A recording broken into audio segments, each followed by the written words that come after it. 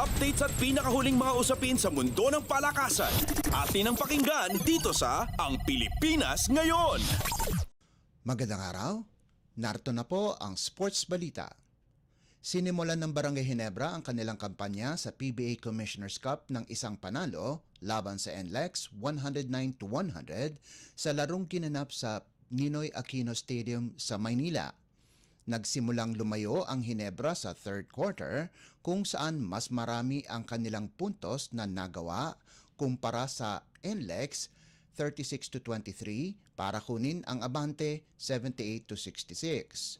Nakagawa ng layup si Troy Rosario na nag-debut para sa Ginebra na wala ng isang minuto ang nalalabi sa fourth quarter para ibigay sa Gin Kings ang 107-93 abante bago nakapasok ng triple si Cyrus Torres para mapababa ang abante na may 49 na segundo na lamang ang natitira sa laban.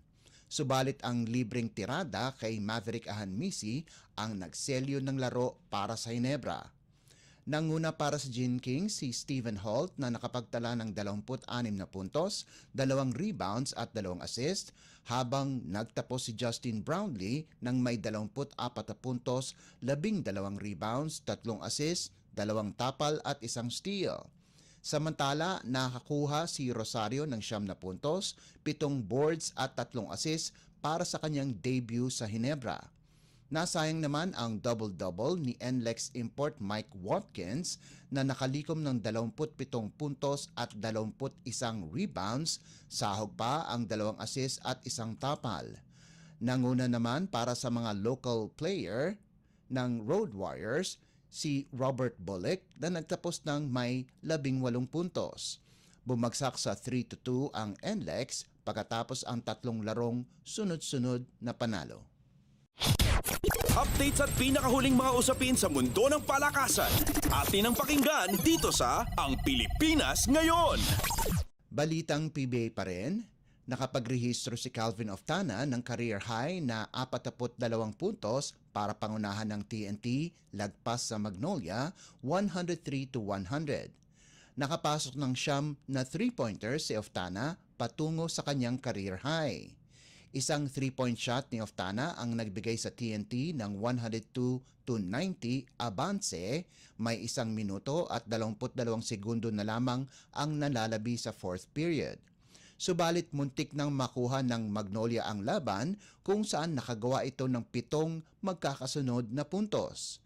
Dahil ilang segundo na lamang ang nalalabi sa laban, nakuha ng hotshots ang panalo pagkarang nakagawa ng puntos si import Rondae Hollis Jefferson kahit nakakonekta pa si Mark Baroka ng isang triple.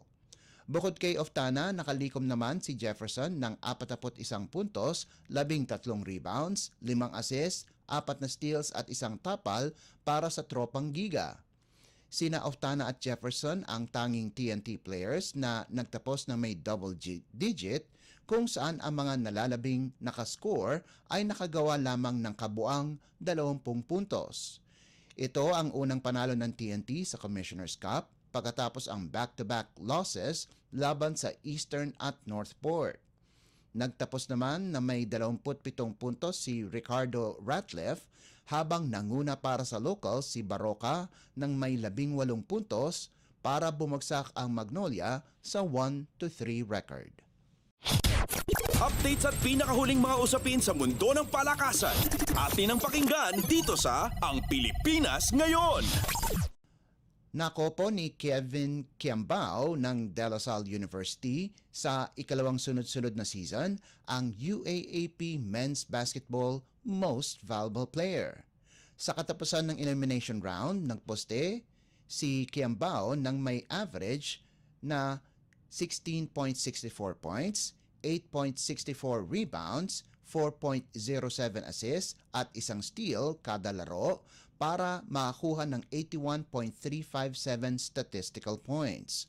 Kasama ni Kiambao sa Mythical 5 ay ang kapwa Green Archer na si Mike Phillips, JD Kagulangan ng University of the Philippines, Mo Konate ng Far Eastern University at Nick Cabanyero ng University of Santo Tomas. Samantala, si VJ Pre ng FEU ang itinanghal bilang Rookie of the Year.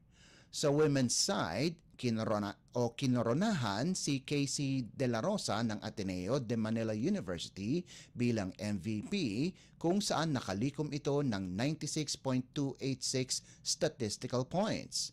Kasama ni De La Rosa sa mythical team ay sina Kent Pastrana ng UST, Louna Ozar ng UP, Sara Macanjola ng Ateneo at Angelica Surada ng National University.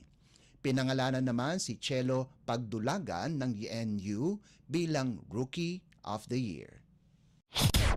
Updates at pinakahuling mga usapin sa mundo ng palakasan.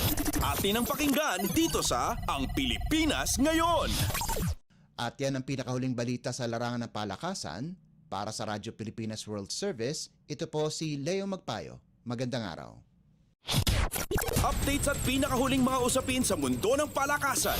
Atin ang pakinggan dito sa Ang Pilipinas Ngayon.